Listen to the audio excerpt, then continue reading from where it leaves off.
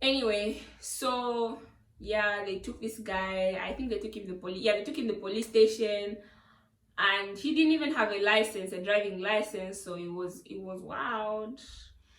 But they took my sister into the car, and my mom told me I should wait. I should wait for my dad. She couldn't explain. I totally did not know that it was my fault that she was hit. Mind you, all I remember is someone pushing me into the drainage. So everyone was asking me, what happened? I was too young to explain. I just said, I don't know, the car came and it bashed my pesho.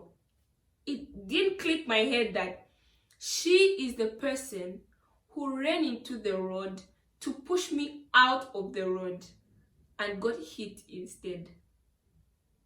Every time I think about this, and when it was time to testify and all the stories came out, she explained her side of the story. Oh my God.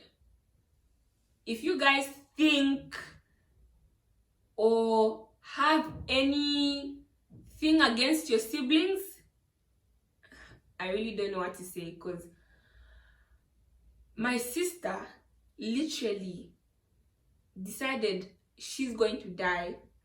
She doesn't care what the circumstance, the situation. She's going to die to see me live. Guys, that's just being selfless. Like, if honestly, I'm not even kidding you, if I was in that situation and I see my sister is getting bashed, I warn her. She didn't listen. Farewell, we're meeting in heaven. But this girl, aside warning me 3 times, she literally ran to push me out of the road and got hit instead. When I tell people I love my sister, they feel it's something that, everyone says, oh, I love my sister, oh, I love my brother. That's not it for me. I mean, guys, this girl literally sacrificed her own life to allow me to see another day by God's grace. Like, I don't know if that did give you goosebumps, but every time I'm explaining this story to someone, it's either I want to cry, I get goosebumps, or I fumble, or my words just, I start stammering, because it's something that I honestly feel like few people would do for someone who they love. When this girl says I love you, I know she means it. I really know she means it, because if she could, at that age I was at, sacrifice her life in my place,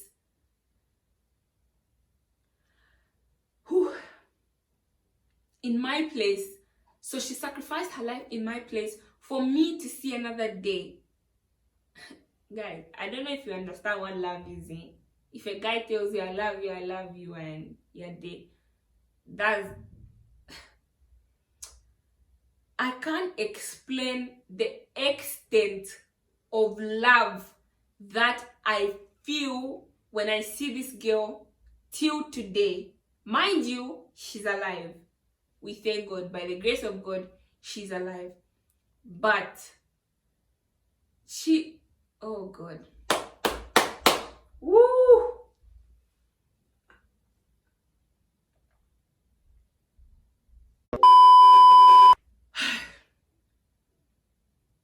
I love you, Amputation Bambiko. I really can't explain further, but yeah, that's my sister. So we got to the hospital, and my sister is treated, she's treated, and they put a cast onto her leg. But here comes the bad part of the story. because of mismanagement of the hospital staff, they didn't really clean my sister's wound. That, you know, because I told you she was in an accident, there was dust, there was everything, so they didn't clean her wound. The part that I was saying was mashed. They didn't clean it well.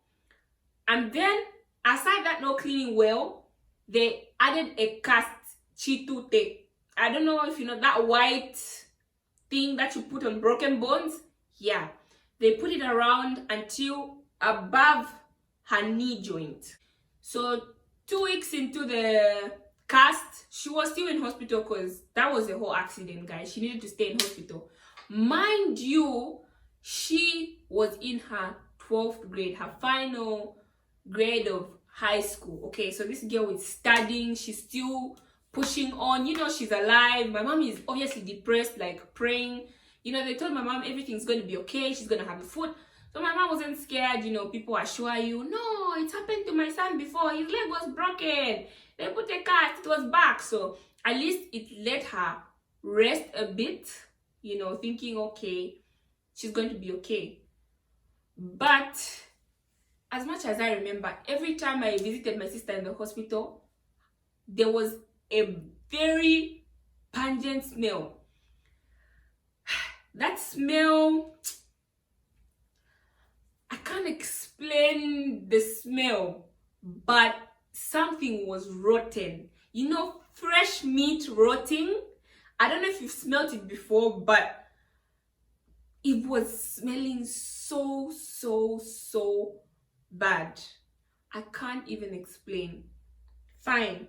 So they kept on, you know, the doctors would check on her. Oh, is everything okay? Yes. Then we reported, you know, our family reported that every time there's this very bad smell that comes from the leg.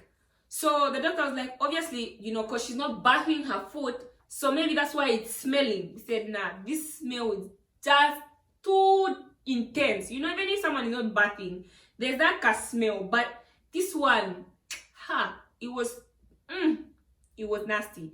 So the doctor said, okay, what do you suggest? They said, I want to check the foot, you know. Then they asked my sister if she could move her toes, yeah. And she's like, she can't move her toes, she can't feel her toes. And they said it's possible because of the cast. You know, when you put a cast on, it's literally folding your toes together, like not folding, squishing your toes together. So this probably she can't move them because of the cast. You know, her cast was tight. So they said probably that's why she can't move her toes. And my mom kept on saying, you guys, this thing needs to get off. It's so smelling.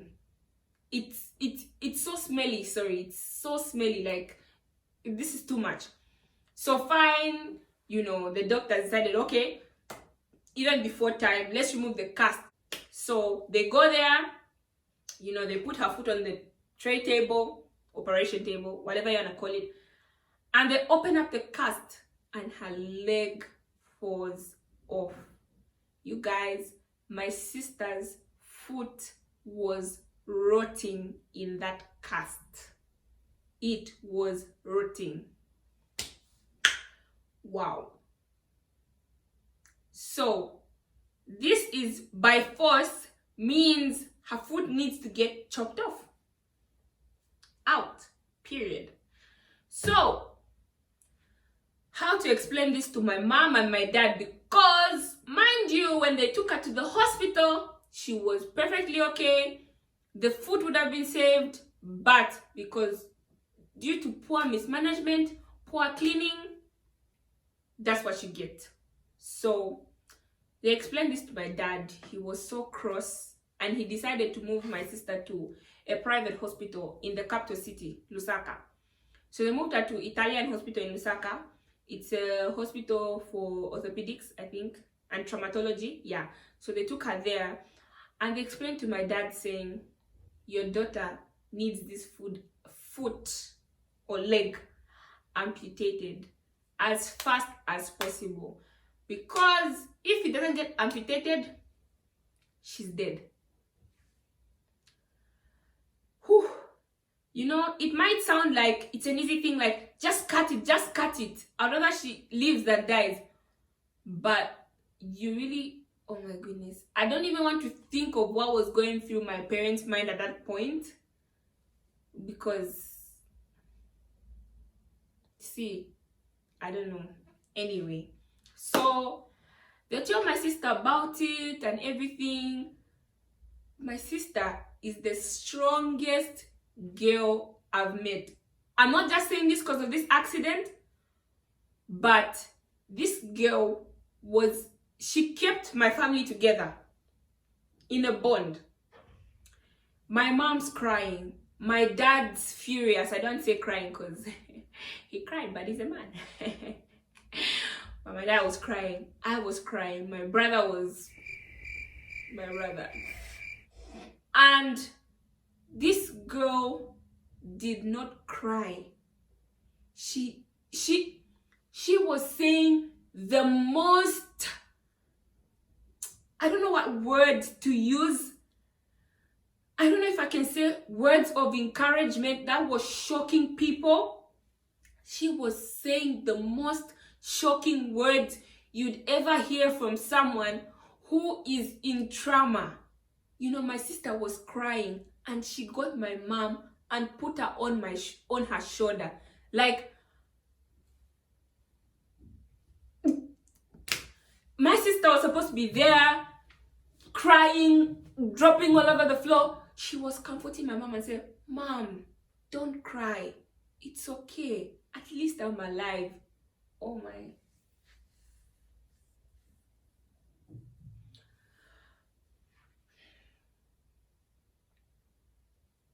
You know, I just don't know how to explain it. My dad was there. He was, she calls my dad and says, "Dad, this is all God's plan. Everything happens for a reason." Like, hello, you will no longer have a leg. Sis, are you okay? Are we together? No leg. It's all God's plan. I was crying and I was like, this is all my fault. This is all my fault. She called me and said, "It's not your fault. God's plans are not your plans." Wow.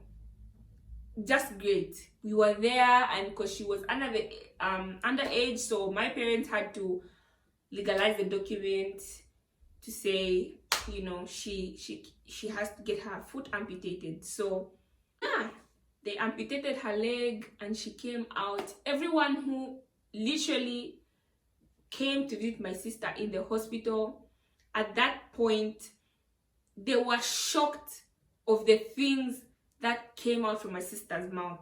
You know, there's supposed to be negativity. "Don't come and see me, don't what?" This girl was like, come, let me show you. You see, so they cut it here, from this point to this point, but it's fine. It's just a leg. Like, I don't know if I am thinking, or you're thinking the way I'm thinking when that thing was happening. You would probably not think because you're not in my situation or in our shoes, but those words that were produced by her were too shocking. You know, people come in there crying. She says, "Don't cry, I'm not dead. I'm still here. Let's be happy. It's just a leg. It's just a leg, sis, but is your life going to be the same?" She didn't care about that. All she cared was, "Thank God I'm alive."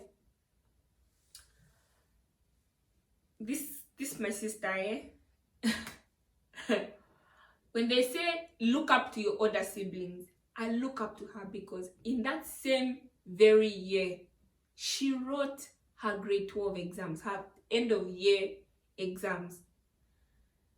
Like, I would sit down. In fact, you know, I'm saying I'm not doing school anymore. I can't do this, I can't do that.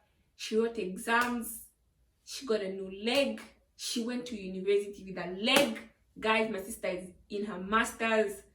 This girl does everything and anything. Probably she's limited because she's an amputee, But this girl can do everything and anything. Mind you, as I said, my sister was a bully. She was still able to beat me without a leg. How? She is a bully. I remember one time she came back home, so she had a new leg, so they gave her a leg and everything. And she was so angry. She kept on telling me, clean your side of the bed, clean your side of the bed. Because we used to share a room when I was younger. Clean your side of the bed, clean your side of the bed. And I didn't want. This girl, she had no leg. She grabbed me,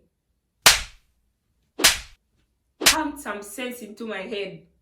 I'll never forget that beating. Never. She beat me more than my father has ever beaten me in this life. This girl just gave me slap. Hey!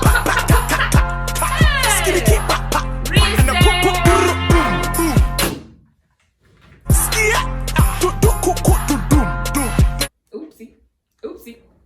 Got too excited there. You don't know.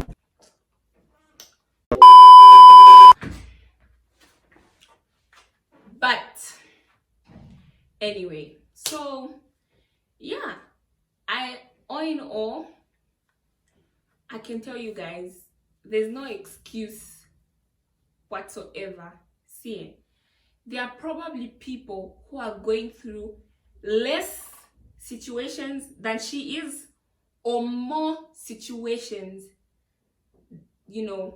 more severe situations than she is.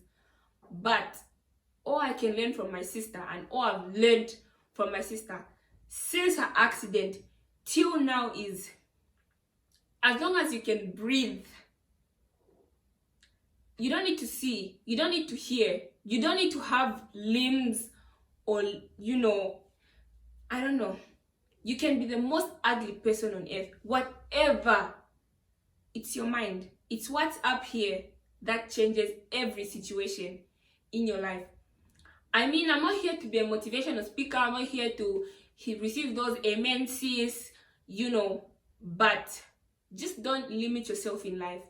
I mean, if you have everything on your body perfectly, I mean, not perfectly like whereby, one tooth is the other side and you say your body's not perfect. I mean, you can breathe, you have legs, you have arms, you can hear, you can see, you can speak. You have no excuse whatsoever to do what you need to do. So yeah, I think that's the end of my story time. I hope you got one or two things. Don't forget to like, don't forget to subscribe to my channel, and I hope you enjoyed this story time. Please leave a little comment down below what you think. I do not want to hear sorry, that's not happened. This was 13 years ago. If I was doing this story time with my sister, you'd even think we're probably lying, because this girl would tell this story like it's a joke. Like, it even gets annoying. But all in all, that's my story time for you guys. So yeah,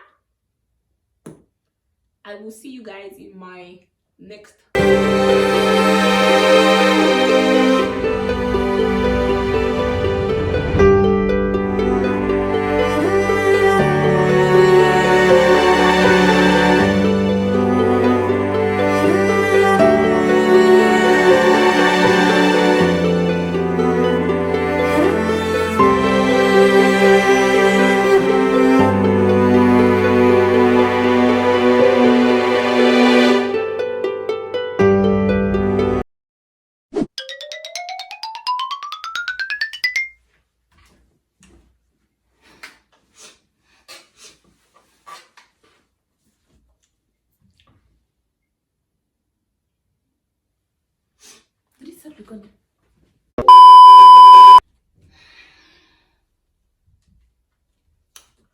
What's up?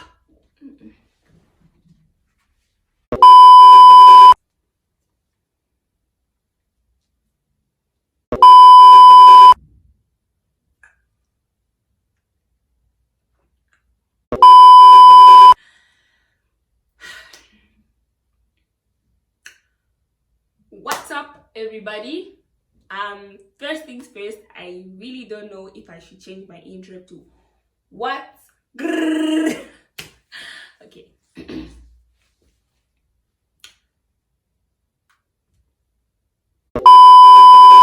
for being there since the beginning. That's if you've been here from my first videos until